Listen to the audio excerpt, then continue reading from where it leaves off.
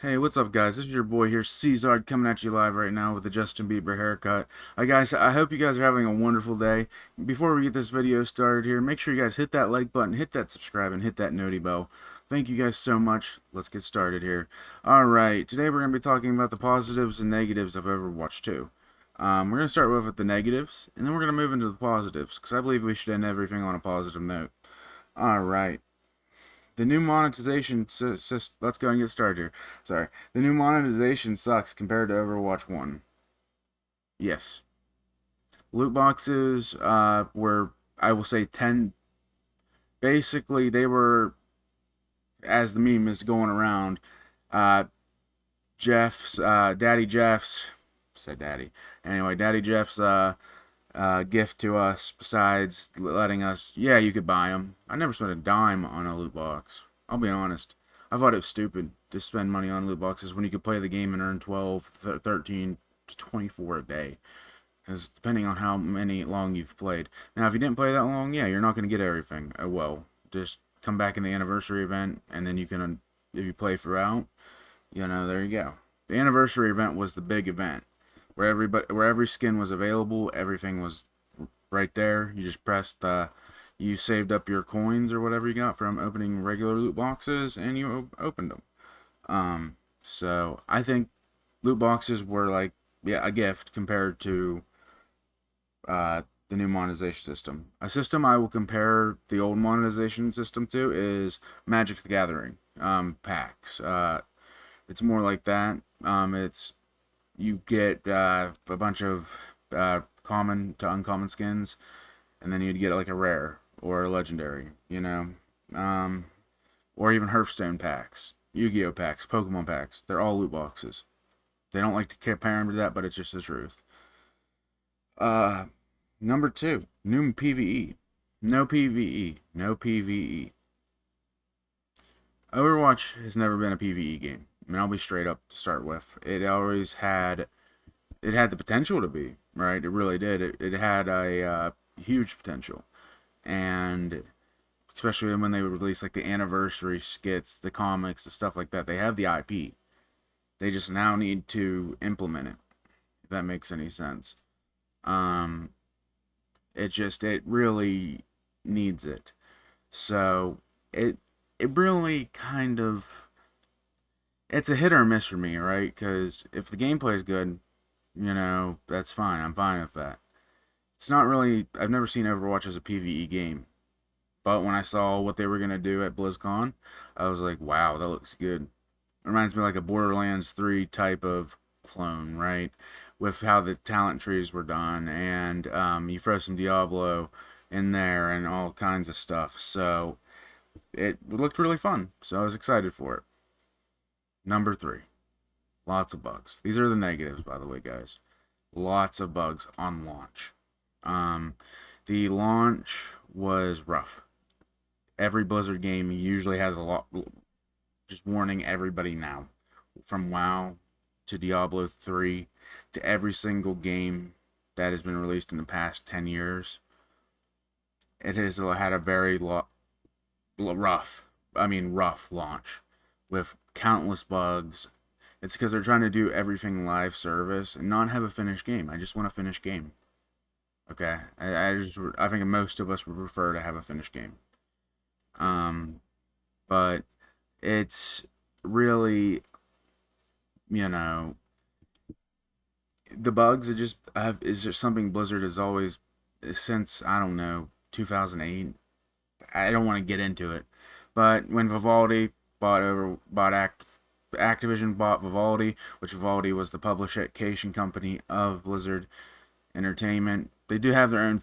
They are Activision Blizzard. I don't disagree that the monetization does not come from Activision compared to where Blizzard would like to just make it fair to the players. I really feel like they would, but that's just me probably on opium. Four. It's basically an update to Overwatch 1. That's all it feels like. It's like a reskin, right? It's not really like a whole lot different. You got the 5v5 instead of the 6v6, which is a lot better, I'll be honest with y'all. So the 2-2-2, I've actually loved that. We'll get into that later. But it's a positive and a negative, right? Because people were expecting something else, where I personally was wanting the PvE mode because I'm pretty much washed at this point. Um, I'm like I can't really play like I used to. Um, broken hand, stuff like that. Uh, game ending careers. As you guys know, I was a Realm Royale pro player, and yeah. Uh, so I think it's time to go to the positives. Don't you? I love talking about stuff that's positive compared to negative. Yes, it's important to talk about the negative, but you also need to throw some positives in there too to balance it out. Don't you feel? So that was the certain simple negatives. Let's talk about the positives. It gave 3 new heroes and the player base an update. Okay, it gave 3 new heroes, which we've never had 3 new heroes released at once. That was a very positive thing. Junker Queen is very popular. Uh, the other one, I don't know how to pronounce her name. The one with the short, the fox lady. I don't know their names by off the top. And then the Soldier 76 like lady, I like her. She's pretty fun. They're fun too to play. That's what I'll say. They are very fun. Um, when I just sit there and just mess around with them in what do you call it? What's that mode? Oh, y'all know what it is. Practice range. I'm just like, oh my gosh, these guys feel OP, but they're really not. They're actually quite balanced. I will say the right click, the alt feels like an alt for the Soldier 76 like character. Junker Queen, I'm not a big fan of. I don't think she's as OP as people think she is. Um, quite balanced, actually, quite balanced as a tank. Uh, can't wait to see what goes on with her. I think she needs a little bit more damage. Uh, and then the other one, the healer lady, quite interesting. I think she needs a nerf on her kunai a little bit, but there you go. I'm not a balanced person.